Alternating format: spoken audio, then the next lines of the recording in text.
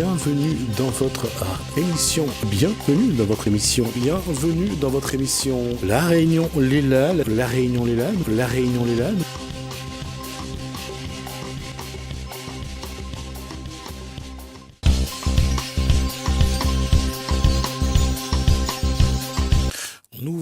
On ouvre une page un peu différente par rapport à ce dont on vient de discuter. C'est une autre passion, c'est d'autres fantasmes. En tout cas, on va parler de tantra ou tantrisme, c'est dans Causement Réunionnais.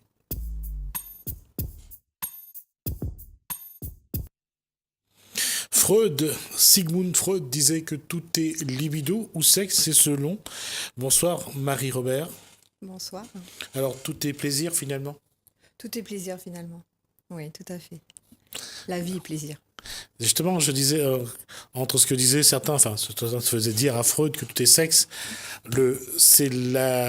aujourd'hui, on parle de la qualité de ce que peut être la passion, le plaisir, de savoir extirper d'une activité quelque chose qui vous mène, j'allais dire, au 16e ciel, pour garder le cliché. Pour garder le cliché, on va dire que c'est un peu ça. Mais c'est plus que ça, c'est aller au-delà, c'est aller dans l'expansion, c'est aller dans ce qu'on est et c'est surtout apprendre à s'aimer. Pour ceux qui connaissent un peu, qui étudient un petit peu tout ce qu'on peut avoir sur la sexualité, Science et Vie a sorti récemment un dossier sur la sexualité, sur le plaisir. On a vu, comment on peut définir d'abord la sexualité aujourd'hui ? Alors la sexualité, c'est plusieurs choses, puisqu'en fait c'est déjà une rencontre entre un homme et une femme, ou des femmes ou des hommes. Et c'est, est-ce que c'est juste charnel ou est-ce que ça peut être au-delà du génital ? Avant que je pose la question, on va juste rappeler qu'on a vu que le sexe, ça reste quelque chose dont l'approche humaine est particulière. On le voit parfois sur les monuments de culte. On voit des postures sexuelles. Ça reste tabou pour certains. Dans les livres religieux, dans les livres sacrés ou religieux, ça reste caché. Oui, la sexualité est taboue. Elle fait peur parce qu'elle peut nous emmener dans des choses qui ne sont plus dans le contrôle. Et donc tout ce qui nous fait perdre le contrôle nous fait peur. Et la question... il y a eu en Inde le Kama Sutra. Aujourd'hui, on parle de tantrisme, de tantra. C'est quoi le tantra ou tantrisme ? Alors, tantra et tantrisme, c'était à la base une communauté qui refusait en fait ce que leur avait amené leur empereur. Et donc, ils ont décidé d'aller dans autre chose. Et en même temps, ça vient du même pays. Le Kama Sutra vient de l'Inde. Le tantra est issu de l'Inde aussi. C'est une population qui a décidé de faire valoir ses droits, d'avoir une sexualité, parce qu'ils étaient convaincus que la sexualité était bien pour la santé. Était une bonne chose pour la santé, pour nourrir l'esprit, nourrir le corps, éliminer l'ego, et nous permettre de vraiment nous rencontrer nous-mêmes, déjà avant de rencontrer l'autre.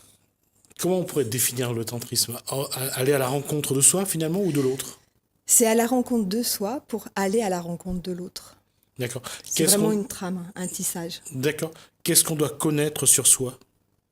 On doit connaître déjà ses besoins, ses limites, ce qu'on peut accepter, ce qu'on ne peut pas accepter, et puis surtout savoir se détacher de l'affectif, de l'attachement, ne pas dépendre de l'autre.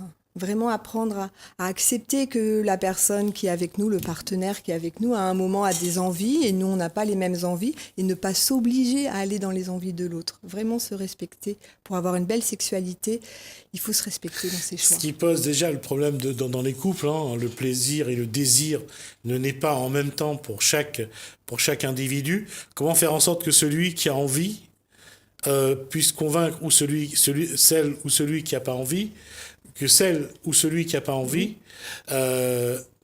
impose à son tour, à la rigueur, le fait de se calmer, d'attendre que les deux soient sur les mêmes envies. On va juste conseiller, en fait, par le biais du tantra, à découvrir d'autres façons d'aller dans le plaisir. C'est-à-dire qu'il y a des moments, effectivement, dans la vie, on n'a pas envie d'aller dans le génital. parce qu'on est fatigué, parce qu'on a mal, parce qu'il y a plein de raisons pour pas aller dans le génital en fait. Mais c'est pas parce qu'on n'aime pas l'autre. Et justement, il faut apprendre à... C'est pas parce que la personne dit non qu'elle n'aime pas l'autre. Alors il y a deux postures. Il y a la personne qui a un désir et qui a envie de le vivre. Il y a la personne qui n'a pas de désir et qui voudrait que l'autre soit patient.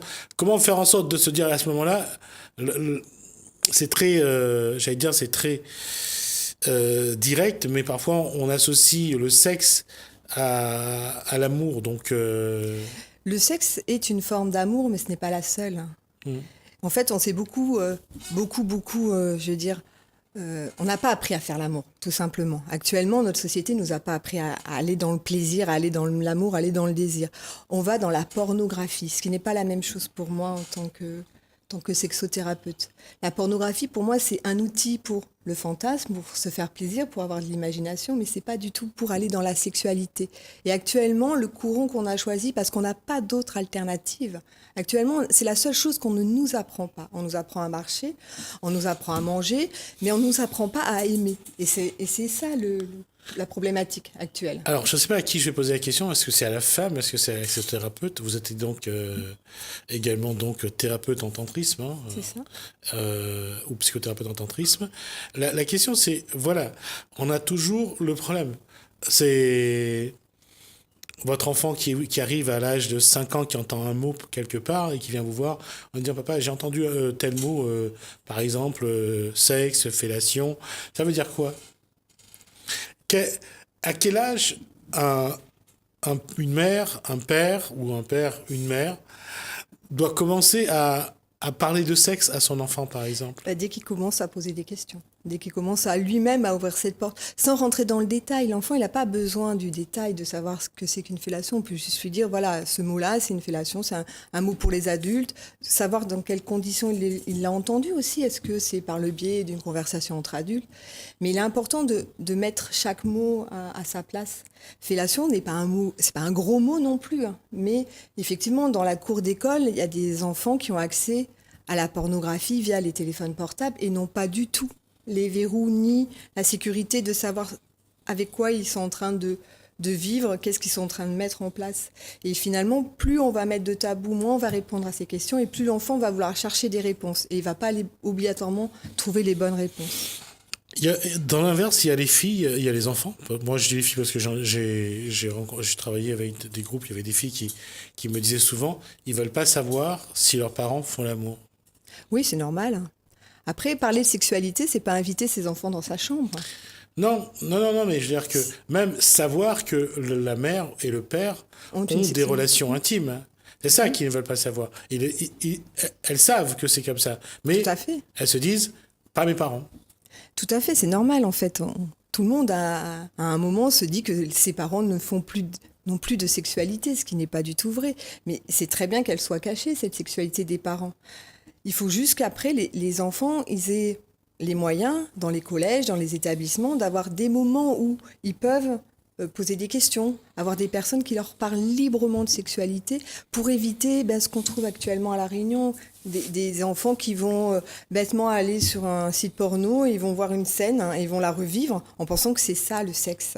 Et dans ces scènes-là, ce n'est pas du tout la sexualité. Parce que c'est aussi un fait, c'est que on a tous passé par ce stade, mais aujourd'hui c'est de plus en plus précoce, c'est de s'affirmer comme adulte à travers le sexe et le faire le plus tôt possible, fanfaronner dans la cour en disant moi je l'ai fait, moi j'ai déjà fait, moi je connais, moi je sais ce que c'est, moi j'ai fait ça. C'est un petit peu, je veux dire, ça a été une évidence de tout temps. Ça a été une évidence de tout temps et ça fait partie de la vie. La sexualité fait partie de notre vie. On a un sexe, il est là, il est présent. Mais il faut simplement savoir accompagner les personnes. Le tantra, c'est un peu ça. Le tantra accompagne les personnes à remettre la sexualité à sa place. Et c'est pas que le génital. Avoir un sexe, c'est aussi pouvoir lui parler, avoir une conversation avec lui. Ça peut paraître bizarre ce que je vais dire, mais notre sexe, il est là, il fait partie de nous, comme les mains, comme les pieds. Simplement, on ne l'utilise qu'à un tiers de ce qu'il vaut. C'est-à-dire, on va l'utiliser pour faire des enfants, pour avoir une sexualité, mais finalement, il n'est pas dans notre corps. On ne l'habite pas. Donc, dans le tantra, en fait, on apprend aux personnes à aller habiter leur corps, mais dans son intégralité, et la sexualité, elle en fait partie. Donc le sexe aussi fait partie de cette intégralité pour un petit peu le démystifier, lui donner vraiment une autre valeur, nous apprendre que c'est une partie de nous qui est là, qui est présente, qui n'est pas sale, qui n'est pas dégoûtante et pour laquelle il ne faut pas faire n'importe quoi avec et qu'il faut apprendre justement à gérer ces émotions qui viennent aussi par ce biais-là.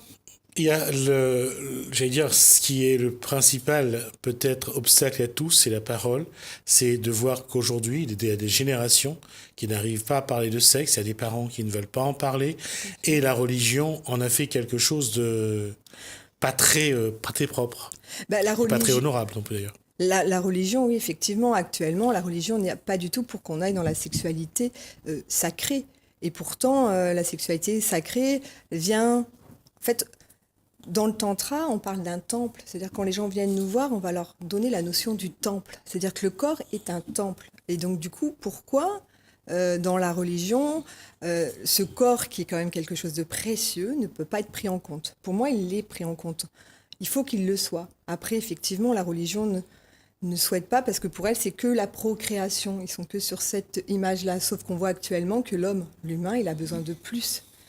Actuellement, on n'est plus dans la procréation, on est plus dans le vouloir, le désir, dans le vouloir aller. Et plus on va interdire d'aller dans la sexualité, plus ça va nous intéresser. Et en fait, c'est l'interdit qui intéresse aussi beaucoup. Parce que c'est interdit, et puis parce qu'on n'a qu'une image de la sexualité actuellement. Que ce soit dans la publicité, que ce soit dans la pornographie, c'est toujours la femme qui est l'érigie de la sexualité et pour laquelle on la bride du coup. On bride sa sexualité pour l'avoir trop exposée, en fait.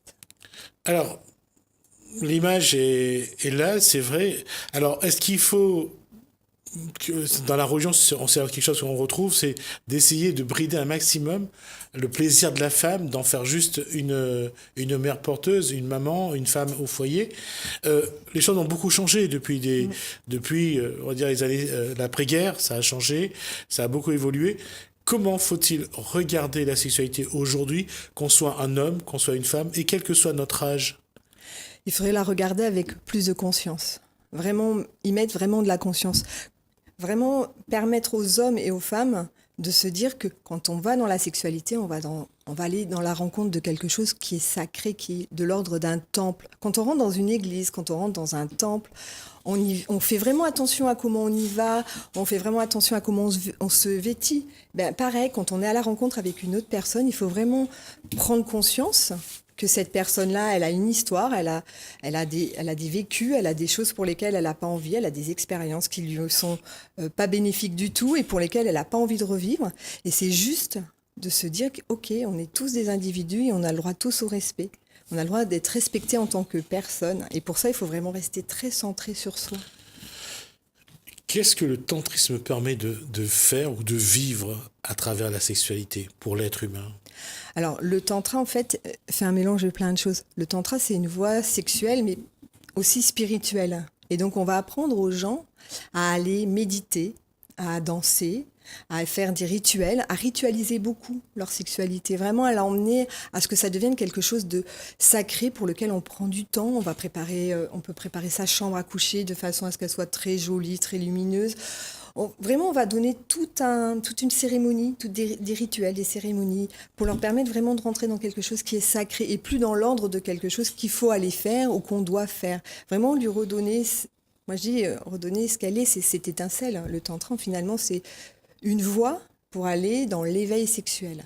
Mais il y en a plein d'autres voies. Mais là, ça fait partie d'une des voies pour laquelle on peut trouver de belles choses. On a vu que dans beaucoup de civilisations, il y avait la danse, qui était une façon de préparer un peu les deux, je veux dire, de préparer les individus à se rapprocher aussi, à vivre ce rapprochement. En sexualité, en Occident, on dit que les préliminaires sont essentiels. Est-ce qu'il existe des préliminaires aux préliminaires, justement? Est-ce que le tantrisme peut être les préliminaires aux préliminaires? Alors, le tantrisme peut être aux préliminaires. Il y a les préludes. On oublie souvent les préludes. On parle beaucoup des préliminaires, mais on oublie les préludes. Et les préludes, c'est ce qui précède. C'est-à-dire, c'est lui qui devance le préliminaire. Donc, le prélude, ça peut être juste Voilà, des petites choses. Maintenant, je veux dire, on a le portable, on peut s'envoyer des sextos. Il y a des petites choses pour aller au prélude. Et après, on peut emmener les gens par le massage. Le tantra amène aussi ça, le massage dans le couple. Donc c'est un bon moyen pour le couple, quand la personne, il y a une des deux personnes, l'homme ou la femme, parce que les envies sexuelles, c'est pas que l'homme qui a très envie et la femme a moins envie. Souvent, c'est kiff-kiff. On va dire que c'est aussi Je vais, l'un ou l'autre. je vais peut-être un peu être un terre à terre et peut-être un peu restrictif dans ce que je vais dire. La femme met plus de temps à démarrer, entre guillemets. C'est normal, c'est physiologique. C'est physiologique, hein, Faut c'est savoir. une chose. Ouais. L'homme a tendance à partir très vite et à s'exciter très vite. Donc, à l'impression que souvent, quand la femme démarre, c'est là l'homme s'arrête. Et ce qui crée souvent des frustrations. Alors ça crée des frustrations parce qu'en fait, on n'apprend pas à l'homme à aller faire l'amour. Dans le tantra, justement, l'homme va découvrir la respiration, parce qu'on va faire des respirations, beaucoup de respirations. Et il va découvrir qu'il peut gérer ses désirs, il peut gérer cette éjaculation qui, généralement, c'est elle qui vient mettre un terme au rapport sexuel, et qui fait que la femme, effectivement, il lui faut entre 20 et 40 minutes pour une femme, pour commencer à aller, elle, dans son propre plaisir. Et généralement, c'est là où l'homme s'arrête. Donc effectivement, pour la femme, c'est énorme frustration. Et il faut savoir que dans la sexualité, moins on va aller dans la sexualité, moins on va en avoir envie. C'est pas quelque chose d'inné, la sexualité. On n'est pas sexuel. On le devient sexuel. Et plus on C'est comme un sportif qui s'entraîne. Hein, c'est ça. Plus on va aller dans une belle sexualité, plus les hommes et les femmes iront dans une belle sexualité. Et le tantra permet ça, permet vraiment à l'homme aussi de revisiter sa sexualité en oubliant cette éjaculation qui, parfois, l'emmène et lui fait défaut et l'emmène dans des frustrations terribles où lui-même ne se sent pas bien parce que finalement, et ça a été trop vite, même pour l'homme, ça a été trop vite. Et le problème qu'il y a, c'est que le cerveau, une fois qu'il est là-dedans, lui va le déconnecter de plus en plus. C'est-à-dire que ça va être régulier. C'est-à-dire qu'au départ, il va peut-être tenir 20 minutes, puis après, ça va être 15 minutes, puis après, 5 minutes, il va à un moment, il va juste rentrer et hop, il va éjaculer et il n'y aura plus aucun moyen pour lui de ne pas aller dedans. Et c'est pour ça qu'après, les sexothérapeutes, les psychothérapeutes en sexualité vont ramener les hommes à retrouver une autre façon d'aller dans leur sexualité. Ça vient d'un fait, c'est-à-dire que l'éjaculation, c'est vraiment celui qui, j'allais dire, qui concrétise un petit peu ce plaisir sexuel chez l'homme. Alors pour moi, c'est l'éjaculation spermidique, donc avec le sperme, est une fin pour le plaisir de l'homme, sauf qu'il a d'autres fluides. Il a la prostate, par exemple. La prostate, on n'en parle jamais chez l'homme. Si on lui en parle, c'est qu'il y a un souci avec. Mais il y a le fluide prostatique, qui est aussi une éjaculation que l'homme peut avoir, qui emmène une lubrification pour la femme, qui lui permettrait, elle aussi, de décupler son plaisir. Mais on n'en parle pas spécialement. C'est vrai qu'on s'est vraiment arrêté au génital, à la reproduction, à la procréation dans notre sexualité, qui est toute tournée vers ça, procréer pour avoir des enfants. Et finalement, non, on peut avoir une sexualité sans avoir besoin d'aller procréer. Donc cette sexualité-là, elle commence. En fait, elle est tout le temps présente dans le sens où ça peut être un câlin dans la journée, ça peut être un coup de téléphone, ça peut être un échange, juste un effleurement en passant. C'est ça qui construit, je pense, qui prépare aussi à ces moments intimes. Mais c'est ça que l'être humain néglige aujourd'hui. L'être humain néglige aujourd'hui effectivement toutes les petites attention que l'on peut faire à son partenaire. Juste lui dire, par exemple, je vais donner un exemple, le matin, se lever, se prendre dans les bras et se dire un mot sympa, juste un mot sympa. Tu es belle, ma chérie, quand tu es au réveil. Tu es beau, mon amour, quand tu te réveilles aussi. Et juste ça, le fait de repartir et faire sa journée en ayant eu juste un petite qualité. Un contact aussi. Un contact, un câlin. La journée se passera différemment parce qu'on sait qu'on part avec quelque chose de fort. Qu'on garde et puis qu'on vit dedans. C'est-à-dire qu'on garde ce contact-là, on vit dans ce contact-là. Tout à fait. Et puis quand on rentre chez soi, on est content de rentrer chez soi. Et puis justement de reprendre son partenaire en lui disant « Tu m'as manqué aujourd'hui, tu sais, j'ai eu un travail dur. » Et du coup, on voit la vie autrement. On voit la vie vraiment plus de la même façon. Et pour les enfants, il n'y a rien de mieux que de voir des parents qui se prennent dans les bras, qui s'embrassent. C'est sécurisant pour des enfants de voir des parents qui s'aiment. C'est une grosse sécurité pour eux. Je vais être un peu trivial, mais je vais quand même le dire. Ça fait penser à ce que disait Guitry. Le meilleur moment d'amour, c'est quand on monte l'escalier. C'est ça, tout à fait. On est d'accord. Et c'est important. Je pense que c'est des choses très importantes dans la vie d'un couple, en tout cas, si on est ensemble. Si on veut être ensemble et si on a décidé d'être ensemble, c'est pas pour être dans une obligation de faire les choses, parce que sinon ça n'a plus de valeur. En tout cas pour moi, la sexualité, c'est pas juste je m'oblige à. Et le tantra permet ça, permet vraiment au couple de revisiter une autre façon d'aller dans sa sexualité. Le tantra ou le tantrisme, c'est donc la respiration, le contrôle. Alors, respiration, mouvement, parce qu'on a besoin d'être dans le mouvement, parce que la vie, c'est un mouvement. Le son est important. Oui. Et en fait, on va aller éveiller ces chakras, on va vraiment être un tout. En fait, on va vraiment explorer ce qu'on est vraiment. C'est-à-dire qu'on va se connaître, on va connaître nos parties sombres aussi, parce que le tantra, on invite des personnalités comme Shiva. Shiva, c'est une personnalité de sombre, de noir, de noirceur. Mais nos ombres font partie de nous, il faut aussi apprendre à les aimer. Donc on va être ou Shakti ou Shiva, parce que c'est un peu les rôles qu'on donne en tantra avec ces personnages hindous. Donc Alors, Shakti, on va Shiva, juste rappeler que donc Shiva fait partie de la Trimurti indienne, c'est ça. avec Vishnu et avec Brahma. Shakti, au départ, c'est énergie, parce que c'est ce que disent les hindous pendant la prière, Om Shakti. Donc c'est donc également une référence à cette énergie. La question, c'est finalement, quand on regarde chez les Grecs d'abord, chez les dieux grecs, où le sexe était quelque chose que Zeus pratiquait à chaque fois qu'il avait de tourner, et c'est pas pour un mauvais jeu de mots, mais c'est qu'il allait chercher vraiment ailleurs ce qu'il avait envie d'ailleurs. Et chez les hindous, on voit que le sexe fait partie vraiment de la vie. Mais est-ce que c'est un paradoxe de voir que la femme n'est pas toujours au même rang qu'un homme? Parce que dans certaines civilisations, la femme est plus considérée comme un objet à ce moment-là. Oui, parce que l'énergie sexuelle de la femme fait peur à l'homme. Elle peut donner naissance, ce qui n'est pas le cas de l'homme. Donc c'est quand même quelque chose qui fait. Et l'énergie sexuelle de la femme est quelque chose de très fort. Elle a une énergie qui est puissante et qui fait peur à l'homme, en tout cas, parce que cette puissance-là, finalement, il ne peut pas la contrôler. Et donc c'est aussi pour ça que les femmes on leur enlève souvent leur attribut sexuel, parce que c'est ce qui permet de faire ce qu'elles sont et leur force en finale. Donc c'est pour ça qu'il y a certaines effectivement religions qui vont mutiler les femmes. On parle d'excision, par exemple dans les pays d'Afrique par exemple. Tout à fait. Parce que les hommes ont peur de ce pouvoir-là. Les femmes devraient être les initiatrices en sexualité. Avant, les femmes étaient initiatrices. C'est elles qui emmenaient les hommes dans la sexualité. En tout cas, en Inde, il y avait beaucoup de femmes qui étaient des femmes qui étaient pas ouvertement jeunes, des femmes âgées qui initiaient des jeunes hommes. Ça s'est fait aussi en France dans les années... moi, j'ai lu un bouquin sur les années 50 où il y avait des femmes qui initiaient les jeunes couples qui allaient se marier. C'est-à-dire que vraiment, elles prenaient la femme d'un côté, elles prenaient l'homme de l'autre et elles les initiaient à ce qu'ils deviennent des partenaires sexuels. On ne le fait plus actuellement. On n'a plus du tout aucun moyen de s'initier sur la sexualité. Oui, il y a plus de maisons closes, entre autres. La prostitution... c'est pas la prostitution qui est interdite, c'est le racolage qui est interdit, mais bon, comme c'est lié à la prostitution, tout le monde dit la prostitution. On a quelque part fait du sexe un tabou. Un tabou, et finalement on en a fait une dérive, puisqu'actuellement on parle qu'il n'y a pas de prostitution, mais il y en a. Et la prostitution actuellement qu'on vit, c'est pas de la prostitution, c'est de l'esclavage. On en a rendu des gens esclaves. C'est plus du tout. Avant, il y avait des prostituées qui étaient dans des maisons closes. C'était leur métier, ça faisait partie de leur travail. Actuellement, c'est des jeunes femmes qu'on séquestre dans des endroits et qui vendent leur corps pour récupérer leurs papiers, ce qui n'est pas pour moi la même chose au niveau de la prostitution, en fait.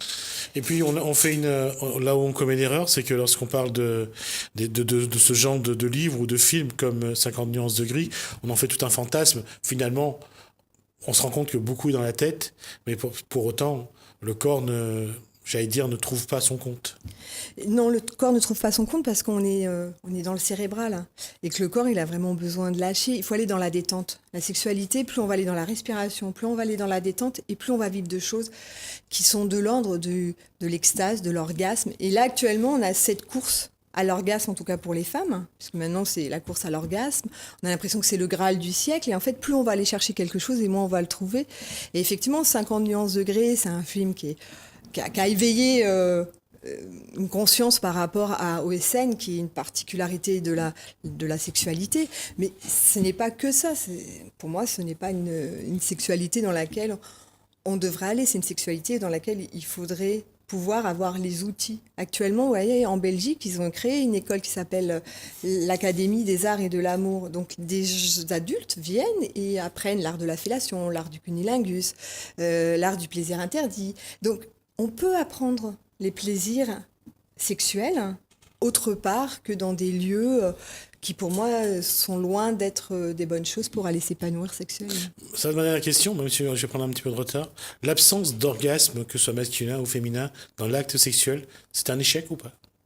Alors, c'est pas un échec, je pense que c'est juste un signe que les gens n'habitent pas leur corps. C'est-à-dire que vraiment que les gens ne sont pas du tout sont pas à l'intérieur de ce corps. Parce que ce corps-là, il peut être orgasmique rien qu'en allant à table. On peut avoir un orgasme en mangeant. Il y a des femmes qui parlent qu'elles ont un orgasme en accouchant. On peut avoir plein de niveaux d'orgasme, en fait.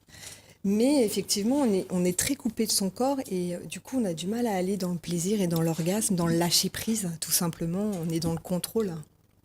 Marie-Robert, on arrive à 24 minutes de discussion, donc je vais m'arrêter là pour pas trop déborder. En tout cas, merci. On aura le plaisir de vous revoir sur d'autres postures, je pense. Oui, très bien. Oui, pas de souci. On va aborder d'autres points. On verra si on peut de temps en temps donner envie aux gens de venir également vous rencontrer, puisque je rappelle donc vous êtes psychothérapeute donc pour tout ce qui est sexe. Sexe ou corporel, tout ce qui touche au corporel. D'accord. Je suis sexothérapeute et psychosexologue et là vraiment c'est ma partie, la sexualité. Votre bureau et votre... Alors moi j'ai un cabinet à Saint-Paul et un cabinet à Saint-Pierre. D'accord. Donc vous avez une page... J'ai une page Facebook, on peut aller sur mon site, La Maison des Lébors. C'est mon nom de société. D'accord. Donc on aura l'occasion de vous revoir ici en tout cas, ce sera avec plaisir. Avec plaisir moi aussi. Bienvenue dans votre émission. Bienvenue dans votre émission. Bienvenue dans votre émission. La Réunion Les Lalles. La Réunion Les Lalles. La Réunion Les Lalles.